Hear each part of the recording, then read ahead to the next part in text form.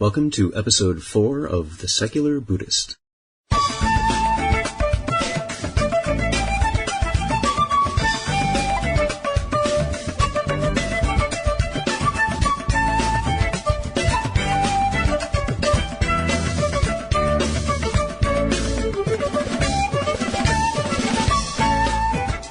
Today's interview is with the triple gem of the virtual secular Sangha, Linda Blanchard, Jan Ford, and Dana Nuri. We'll talk about how they came to have a less religious but still Buddhist-y practice, and the development of the online skeptical Buddhist communities on Facebook and Second Life. So sit back, relax, have the drink of your choice. I think it's dealer's choice tonight, and hope you enjoy this episode.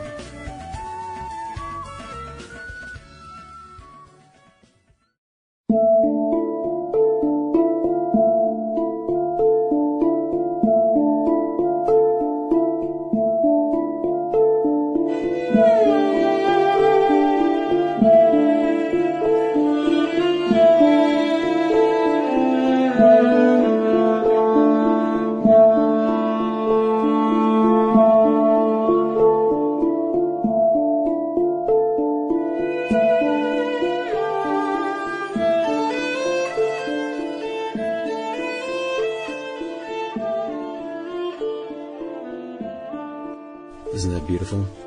This was written and performed by Rodrigo Rodriguez from Traces of Truth. We're at an interesting stage in our development as secular Buddhists. Our community is in its relative infancy. We've only just found our voice within the past few years. And, as is particular to our information age, that growing of our Sangha is shaping up in ways its precursors could never have imagined. I've invited the first planters of the seeds of this virtual secular Buddhist community to talk about what brought them here and where they see it's going.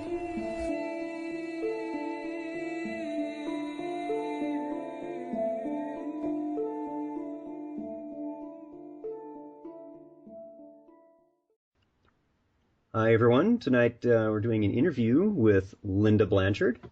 Hello. Jan Ford. Hello. And Dana Nuri. Hello, all. And the four of us have met online, and so there's some discussion about how in our more modern society we have different ways of identifying our community and our practice. And so I asked these three as kind of the triple gem of the online secular skeptical Buddhist community to give their thoughts and kind of trace the fairly recent history of how this has developed. And I'd also like to ask each of you to tell me a bit about how you came to this particular kind of Buddhist practice. Dana, could we start with you? Sure, no problem. Do you mean how I came to practice Buddhism? Sure. That would be a great start. Okay. Well, it actually started when I broke my foot and a friend told me to Google mindfulness. When I did that, I realized, one, that she was probably just telling me to watch what in the heck I'm doing. But this thing that came up were a lot of Buddhist websites about mindfulness and paying attention and various meditation practices. And I honestly didn't know anything about Buddhism before that. I grew up with one Buddhist statue, but I grew up a Christian. So I found these articles on mindfulness really interesting, and that just kind of pulled me in. I was really intrigued by this is a practice, this is something you test in your own experience, and it wasn't a preachy kind of thing.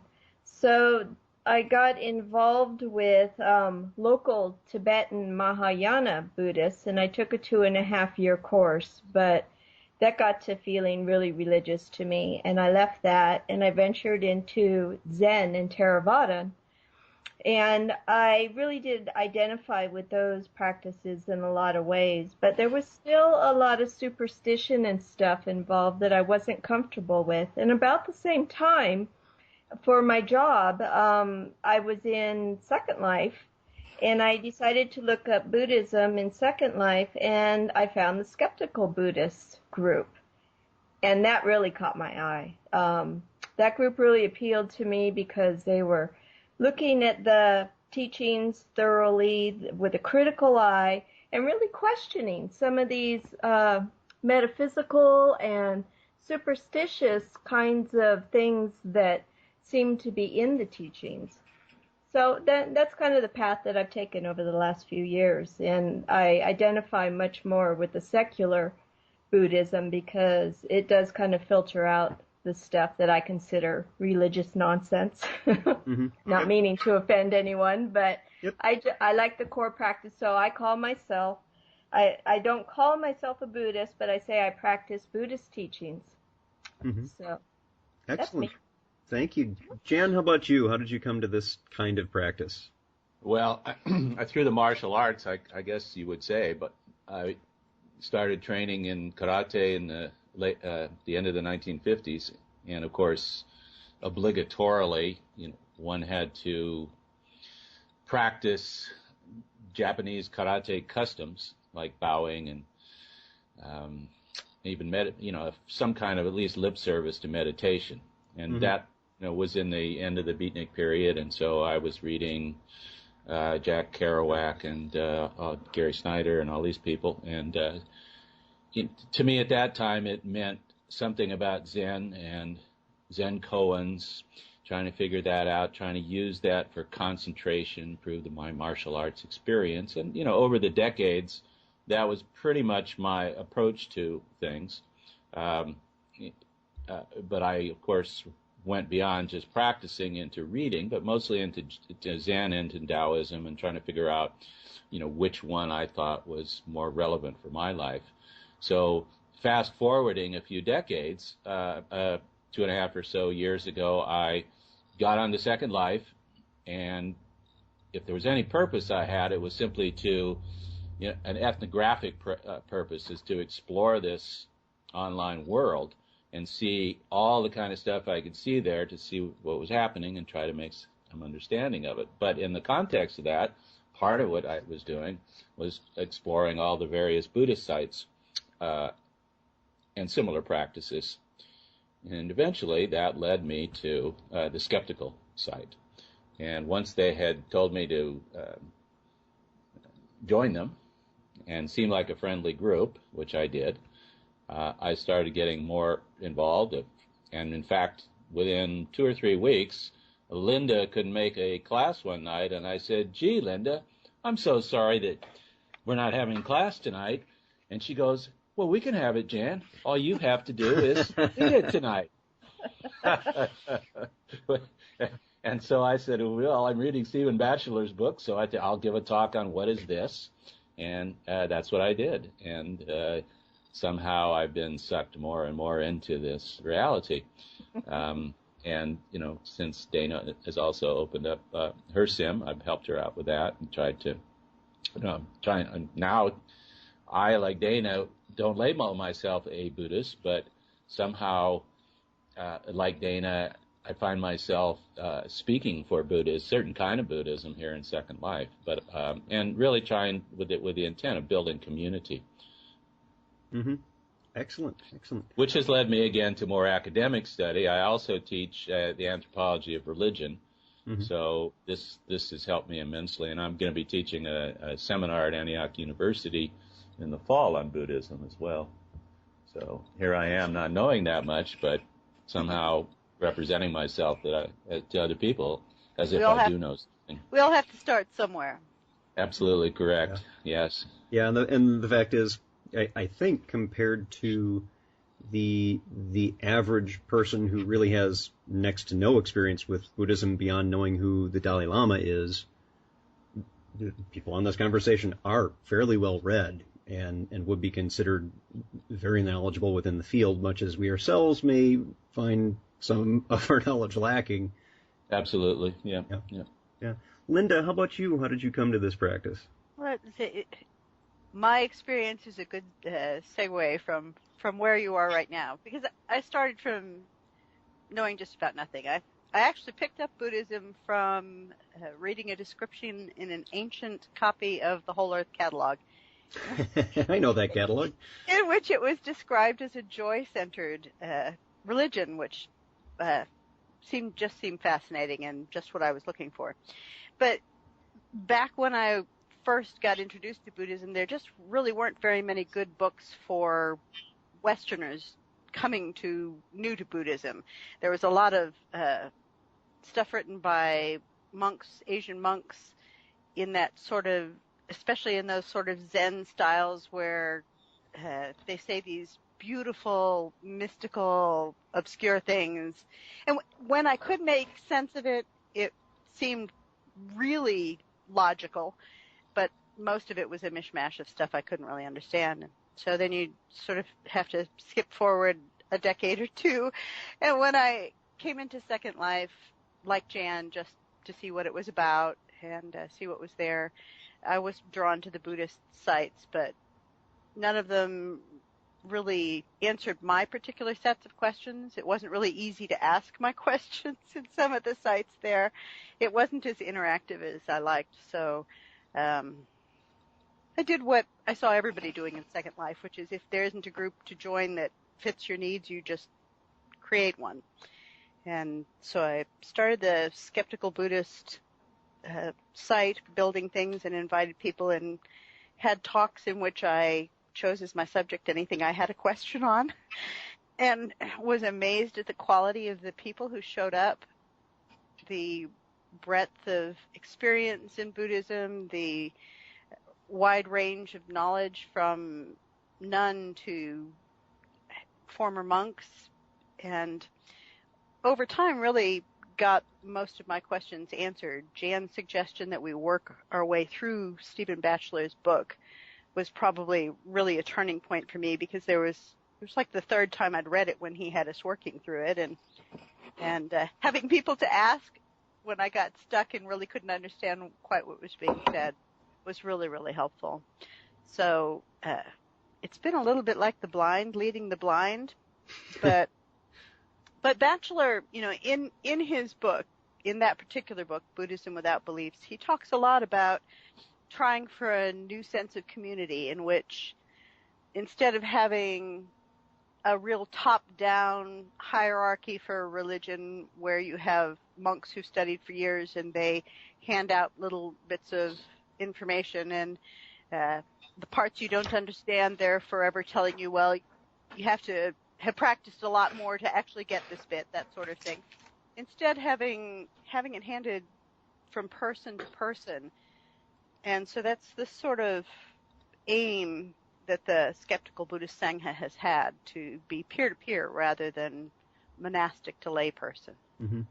Yeah, he describes in his new book, Confessions of a Buddhist Atheist, that it seemed that there was something of a power struggle at the time of Buddha's death. That from what he can piece together, you have Mahakassapa, who yes. sort of it was an old traditional, it was an old Brahmin, and it was very much a taking things from a transmission of the teaching kind of stance, versus Ananda, who got directly from Buddha, you be an island unto yourself. The teaching is what guides you, and Buddha didn't name a successor. And so it sounds like with this kind of secular practice, we're a bit more amenable to an equality and sharing of ideas versus a more hierarchical approach of the more traditional backgrounds. Jan, you mentioned some of that kind of thing in Zen, that you'd encountered that a bit. Well, yes, and yeah, I did, and but I've been more struck by all the worshiping that has gone on in this community, the Buddhist community overall, in the last few decades, and some of the scandals that have taken place. And as a person who has a sociology background, I understand the iron law of bureaucracy, I think, and I see that happening, developing. And my main question probably is there any possible way to develop egalitarian organizations, egalitarian groups, without this phenomena from starting to develop? And that's sort of one of the main questions, I think, that need to be answered and problems to be solved for anybody who's talking about the things that Batchelor is talking about. It strikes me The question I would have for him if I was talking to him personally would be, how can we go beyond the idea that you present in your book of, I wish this were the case, to how can we make this case happen? What objective conditions would exist that we could possibly set up and maintain on a large scale those kind of organizational structures? Mm-hmm. Yeah, in fact, that has it was interesting for me to look at the reviews of Buddhism Without Beliefs on Amazon and see that there was really quite a polarization. And Batchelor talks about that in the new book, that isn't what he was hoping would happen, that there wouldn't be that kind of divisiveness. And yet we do see that, and I chatted about that in episode 3 of the podcast, that it's really quite striking that we seem to have evangelical Buddhists in the same way that we have them in any other religion. And for me, with a background that's more of the Kalama Sutta variety of question everything, don't take it on faith, test it for yourself, that was very striking. It was odd to read that kind of thing. Well, people take what they do what everybody does. You selectively perceive the ideas that you think that you want to believe in, and conveniently forget about the other stuff that doesn't fit into your approach, and that's a problem. And that's why these kind of discourses are helpful. At least we can go deeper into understanding the totality of the ideas, not just quotes that are picked out from random that, we pretend then becomes the whole system, its belief system itself. Mm-hmm. Linda, you were saying? Yes, I was just going to say that the trick seems to be to find some sort of balance between having an open structure in which new ideas are welcomed and some sort of system that actually keeps accurate understanding in check. Mm-hmm. We have more scholarship nowadays with Pali scholars who are re-looking at the translations of the suttas, for example. Every one is pretty well known to be mistranslated in this spot or that spot because, well, English translations of the suttas are actually very new, 150 years maybe yes. Of working on it. So we're working off of ancient. For us, 150 years is a long time ago, and we are working with definitions that were set up by people who didn't have a very good understanding of Buddhism to begin with. So there's a lot of work to be done to try to get an accurate understanding, and then once we do that, there's the problem of trying to balance, accepting new ways of looking at the old things that were taught and keeping an accurate grip on actually what was taught, and not having cafe Buddhism, which is what I always get accused of, is picking and choosing the parts of Buddhism that I want. Yeah. And that isn't what I'm aiming for, obviously. But. Right. And Batchelor says he responded to his critic saying, "It has always been so." Everyone does that. That's part of what we do as people, is we do pick it out, and where we need to balance it just as responsible and fair-minded people is that we are being balanced in our application of it to not simply suffering from confirmation bias and only picking out the things that we want. And there's, cherry picking is, it's good when you want to eat good cherries, but not so good when you're just trying to prove your own point and ignore all others. But it's been interesting to me how resistant people are to the idea of teaching Buddhist concepts within just this one lifetime. Mm-hmm. They get upset and, well, but we should be concerned about the next lifetime. And I'm of the mind that there's enough concerns for this this one life that we can focus on our problems on the here and now. But boy, some people are really attached to that idea of going into the next life and finishing it all up then. And that's what always struck me as rather odd about that is the teaching itself is of absolute and wonderful, helpful value within this lifetime. And if you're just doing it to, get a better rebirth, then that strikes me as not being the purest of motivations. And you're not doing it because it's the right thing to do. You're doing it in order to get something out of it. And although it's supposedly a wholesome goal, it's, not with the most wholesome motivations.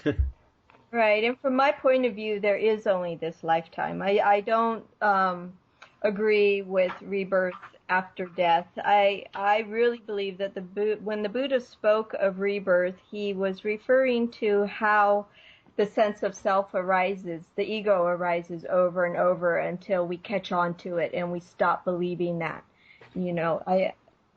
I just don't buy into the consciousness moving to the next life. Or, in fact, I like to use a modern analogy of what happens to the light when you turn off the light bulb or the filament goes out. Mm-hmm. Well, it just ceases to arise. The conditions for it to arise are no more, and I think of life in the same manner. When the body is dead, there is no longer that condition for consciousness to arise. And I don't think it's that complicated, Yeah, and in fact, I find that there is a certain support to that idea in the suttas. And again, this is where I would defer to experts in their study that yes. Consciousness is in dependent origination is dependent on some things that are absent when you croak. And so the continuity of it is that mechanism has always been a little fuzzy to me. So maybe that'll be something we'll talk about another time. Yeah. It's a fascinating topic.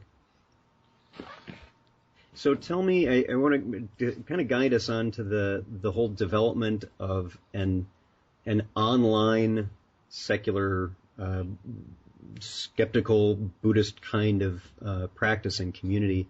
It's relatively recent, and our kind of non-belief Buddhism itself is only within the past handful of years, it seems, and it seems to correspond very well with social networking like Facebook and Second Life and all that. What are your thoughts on that?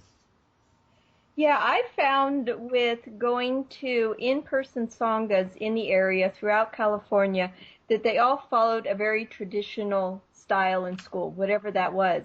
And it seemed like Second Life and Facebook were the only place where you could come out of a set model and where people decided, well, that doesn't quite fit my needs.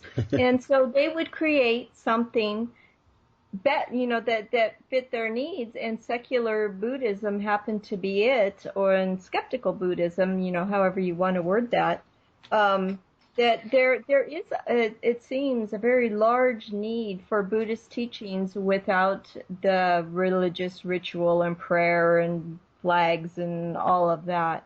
And so I think the online environment, people have the tools in which they can create something more fitting to their needs, and that's just not happening out in the physical world. And I'm not sure why that is, but it seems to really adapt well to the online model, and then bring people in from all over the place, which is wonderful. Yeah. Right. The wonderful thing about Second Life as opposed to online forums and that sort of thing is that it is actually live interaction. And we can have people from Europe and South America join us while we sit and talk. So it opens the group up to a much wider range of people and experiences for sharing information. Mm-hmm. Mm-hmm. So which of the two, we're just focusing on Facebook and Second Life, of the communities that we've been talking about, which came first, and what was the growth of those? The skeptical Buddhist Sangha and Second Life started up in really early 2007, so it's the older of the two. Mm-hmm. And then the Facebook page came out of that. How? I guess I just got sucked into it the same way I got sucked into Second Life, which is, everybody's talking about it, so I have to go in and find out what the heck is going on. And you see that it has a different offering. Basically, the discussion group where you can have a longer, slower, but continuous conversation that carries on over time. Yeah, one thing that's really noticeable, we have now 700 and something members in the Facebook group, Yep. but a half a dozen or so post. And so what happens here is that we don't know how many people are reading it. Right. And I'm hoping there's a lot of people that are reading it, but it can set a stage for a certain, I don't want to call it elitism, but a separation between the people who are posting and the people who aren't. That's on the one hand. But on the other hand, in Second Life, we've got an extreme in the other direction, I think, which makes those discussions very difficult to conduct sometimes. Because we'll take a topic like today, friendship, or some of the ones that Dana had to deal with recently, and it's potluck who shows up. And sometimes you get people like some person came in from the Humanist a couple weeks ago and, really tried to, not in a mean way, but really derail our discussion to meet with her particular, personality problems and needs.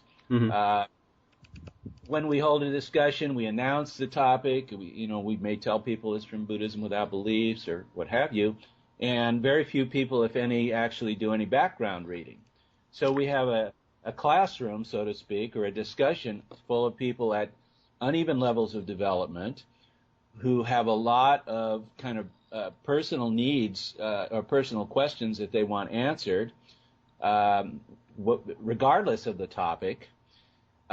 We all have an ethic of trying to achieve as much, of an equal relationship on the one hand, but somebody has to lead the meeting and at some point in time have to put their foot down as to how the discussion is growing. Now, that's a lot easier. It's difficult in real life, face to face, but it's really difficult in Second Life.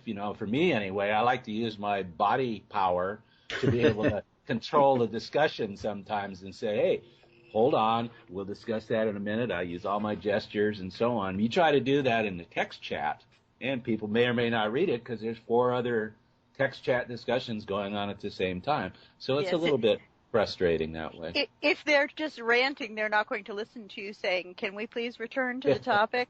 The only choice you have is to boot them, which is great fun. Suddenly they're in some other land somewhere else wondering what the heck happened. Yeah, facilitation is very... But we try not to do that. Jan booted somebody for me when he asked me if I was married. Right. That guy was out of there. The other thing there is it's once again the difference between the top-down, a monk is speaking. When you go to the other Sims in Second Life, where they have somebody who is an authority, everybody sits in absolute silence and just listens to what they say. And whereas what we're doing, being sort of experimental and peer-to-peer, tends to be far less formal, and there's a lot less respect involved for the speaker. So we have to fight, to get our point across sometimes. But it's interesting. That's an important point, I think, and I was going to comment on that as well. There are a lot of Buddhist sites in Second Life, but overwhelmingly, most of them are 30 minutes of meditation. Everybody show up. Then as soon as the meditation is over, everybody leaves. There's no contact. There's no social networking going on, no friendship being created out of that, which I think is problematic. And that's in addition, I agree completely with what Linda just said too, because there's basically two models that I see in every other group. And one is the guru speaking and everybody just sitting there with open mouths absorbing things. And then this other model of, we'll just go meditate, or whether or not that's what people are really doing, and then we'll leave and we'll feel good. We could say, yeah, I meditated today. And that's not community building. And I've been exploring this much more as to what does that really mean? And like you say, Ted, that's a topic for a whole discussion, I think.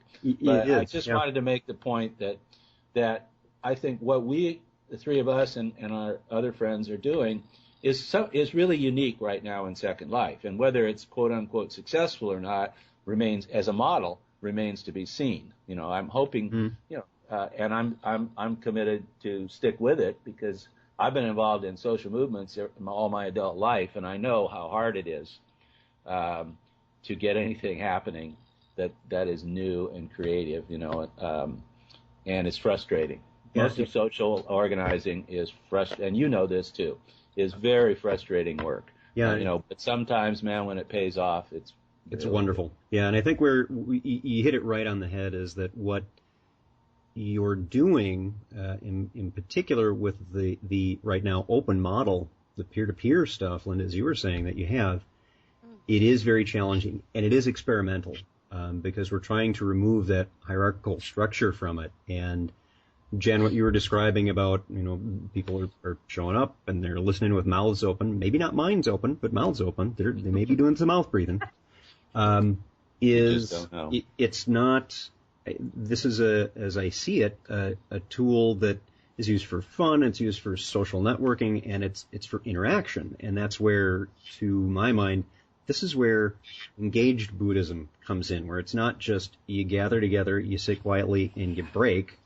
Well, okay, go on retreat if you want to do that. That's fine. That's great, and that has a certain value too. But with this, it's so early. It's hard to tell where things are going to go, and I think the model itself of how it's approached is going to evolve with time. Right, and what really appealed to me about the Skeptical Buddhist group too is that we were sitting around interacting and asking questions, and I had just found in person that we would ask questions of the teacher. We might get an answer, or she might say, I don't know. But throwing the question around through the group seemed to me to be more in keeping with what the Buddha said about questioning things, and looking at how it works in people's experiences. Yep, it's where the rubber hits the road. It's why Dhamma is based on volitional action, not just your intent that you do nothing with. The thing that's developing in Western Buddhism is I think, from what I've read about Buddhist history, is unique to it, which is previously the model has been there's a monastic community and there's a lay community. The lay community's job is to support the monastic community, and they do rituals and that sort of thing. But they don't really study the Dharma. They don't actually get as much benefit from it as I would like to see.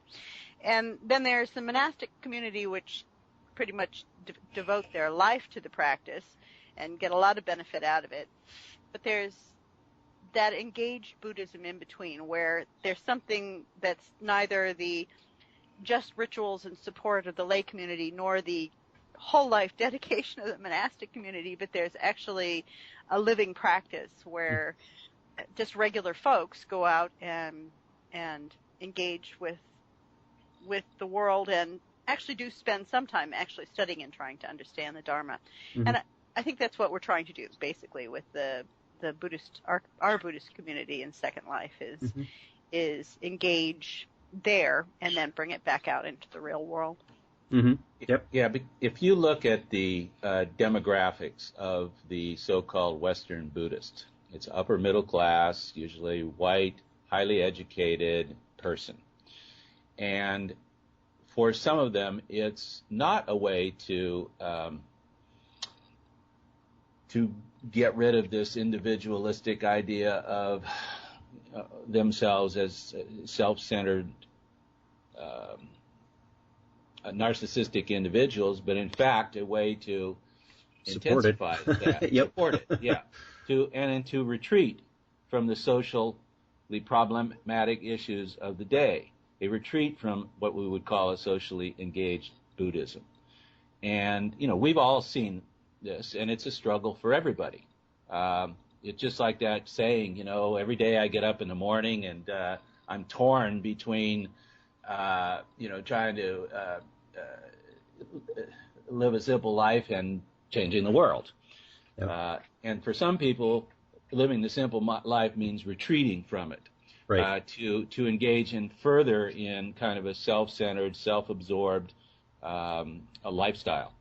And I think that Linda is correct that, we have been trying to balance that out. I think generally and overall, it's still a big issue in what we call Western Buddhist communities, both in Second Life and in real life, and one that at this point it's hard to even address because we're just so much on just taking in the beginning effort on taking up those issues. Now I know that I'm sounding very general now, but I really think that if you even go back to the original Buddhism, and even if you look at the Pali Canon was not, in fact, all there was to Buddhism either, and at that time, in the way that people thought about the world, and there was a whole and those writings, I think, and I may be wrong about this, but emphasize more the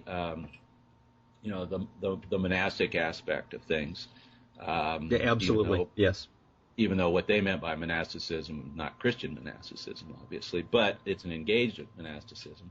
Mm-hmm. But still, the whole idea of creating, like Trevor Ling talks about, creating the Buddhist state, or the Buddhist civilization, or the Buddhist way of life for everybody as a good thing, as an ethic for people to practice nonviolence, to practice compassion for all beings, et cetera, et cetera, et cetera. We're so far from that in this world today. Yeah, I think meditation has sort of become it's the modern Prozac. It's the escape. It's not the way to get rid of the hindrances that are in your mind so that you can more actively and directly engage with what's going on around you. A way to relax after work so you can go back and get unrelaxed the next day. Right, exactly. Yeah. I think that is the biggest disappointment I hear in people when they get involved in Buddhism is, hey, this is setting me right in the center of my life. That's not what I wanted. I want out. Yeah.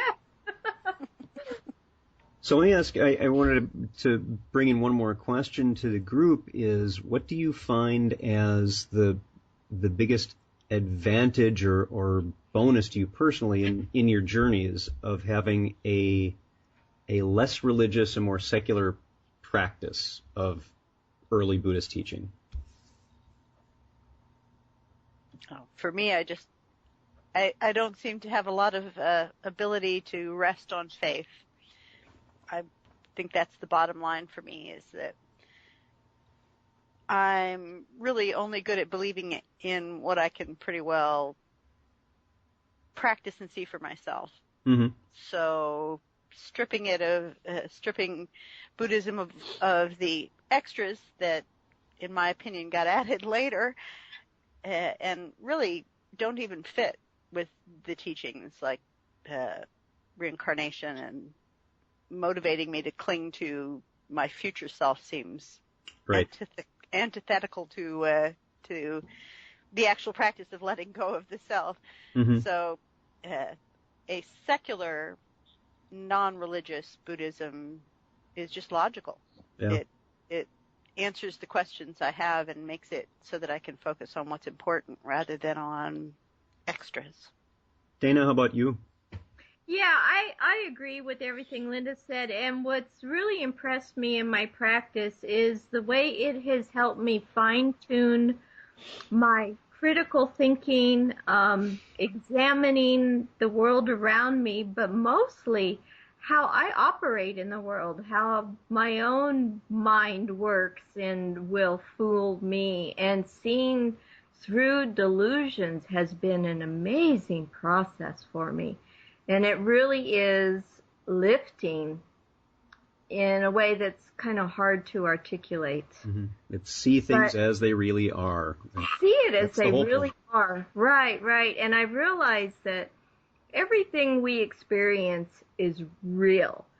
However, we tend to misinterpret that experience and make it something else. Mm-hmm. And I've been just as guilty as everybody else, and seeing through that process is like, wow, it really is just this.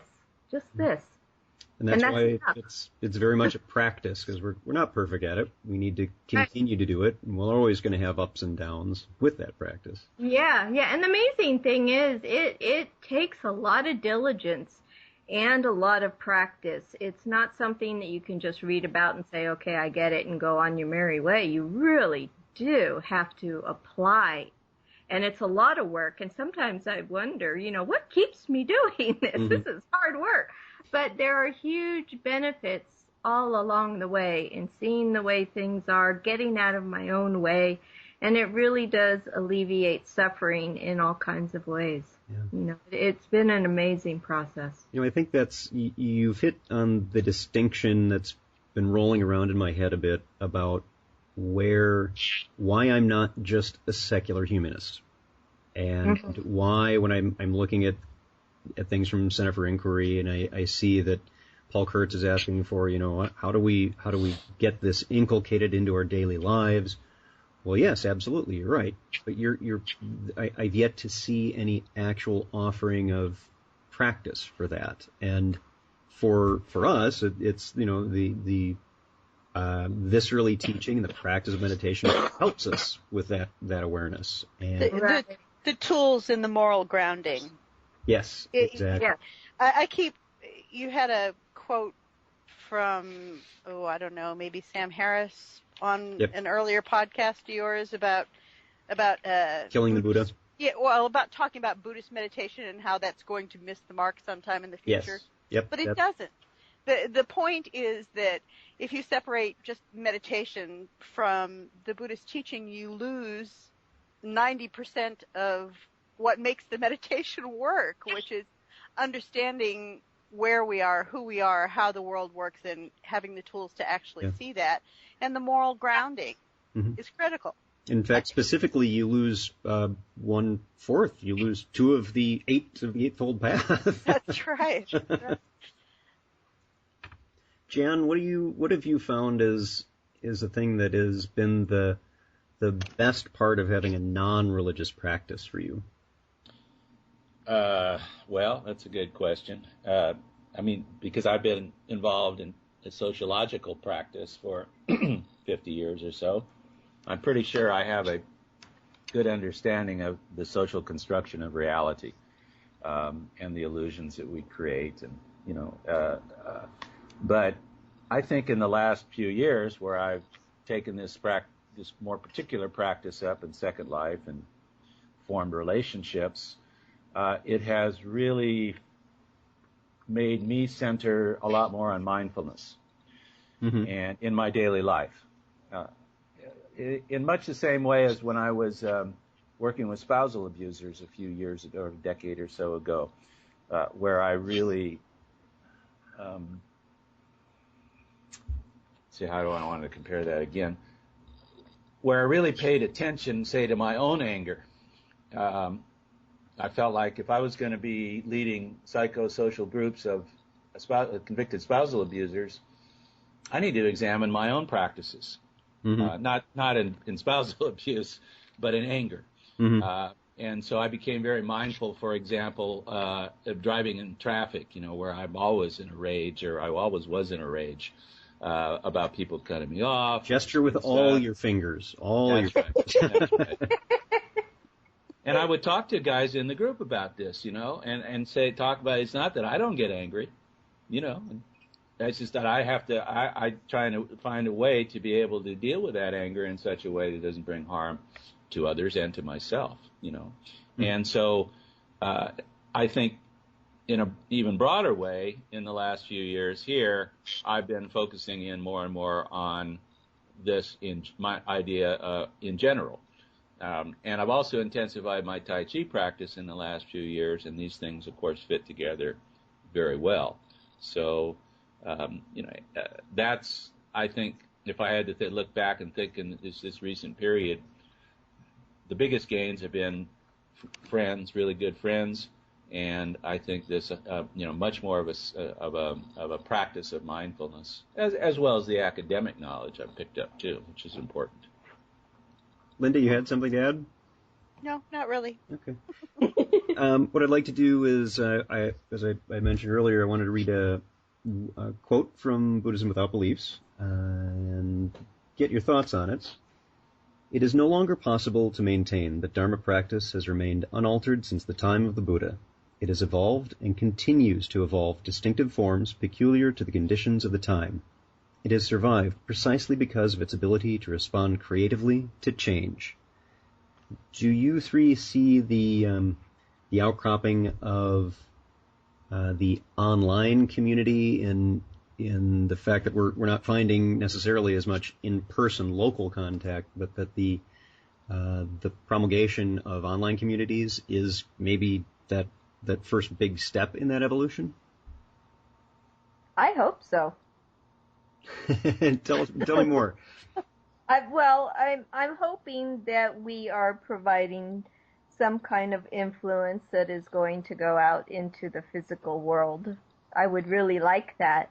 I'm not sure why the physical world is so slow to change along with the online world, but I hope we're having some kind of great influence. Mm-hmm. Sort of let 1,000 dharmas bloom here, but we're just planting seeds. Right now, there's not a lot of awareness that there is a form of Buddhism that doesn't require you to have faith in things you can't see for yourself. Yes. And so you just got to kind of get the word out and hope that it spreads. I mean, for me, the skeptical Buddhist idea actually came from an email chat group that's online. You can Google skeptical Buddhism and find the sasana.org. And so they did plant a seed that has taken root somewhere else and started to grow. And with each of us joining the community and spending a little time working on it, perhaps in time we do take that into our individual communities as awareness grows that there are other options. Mm-hmm. I think I got dropped. I got you back. I hit the button. I saw you disappeared. Excellent. So with that, and in the interest, that's a very good segue for us, Linda, is in the interest of making sure that this seed that you three in particular are planting online for this, I would like to ask, how do people find the Second Life communities? And in fact, get on Second Life at all? I'm new to it, and I can't say. You guys tell me. Just go out to secondlife.com and hit that download button. It's free to sign up. The only thing you'll want to have is an idea for the first name of your avatar, because whatever you assign yourself, you're going to be stuck with it forever. I'm stuck with Star Sitter myself, so just go out to secondlife.com. You just need a fast connection to the internet and a good video card in your computer. Come on in, find the search button, go to groups and look for, just type in Buddhism. I mean, you can specifically type in skeptical Buddhism if you'd like to. Come visit our Sangha there, the first one, but Dana's, I don't know what you would search for to find Dana's. You can also type in secular Buddhism as well. But Buddhism will get you all your Buddhisms. Right, so you can go explore all the sites, because there's a lot to see. It's an amazing place. Yep. Now, one thing I would suggest to listeners of the podcast is, of course, I will be linking this up for the episode that you're listening to, so you can go to thesecularbuddhist.com, and you'll find links there to everything we've been talking about, and also links to the Facebook fan page, not just for the secular Buddhist, but for the skeptical Buddhism page as well. And Dana has been kind enough to be posting on both Facebook pages when there are events going on in Second Life, so thank you for that. Any final thoughts before we draw to a close tonight? It's been great. Other than that. Yeah, thanks, Ted. Thanks a lot. Very glad to, and I really appreciate the three of you coming on, and I will absolutely be wanting to speak with this online triple gem of secular Buddhism again as we talk about things like labels and how we identify ourselves and cultural issues that come up. Wonderful. So bearing that in mind, thank you all very much. Thanks for having us.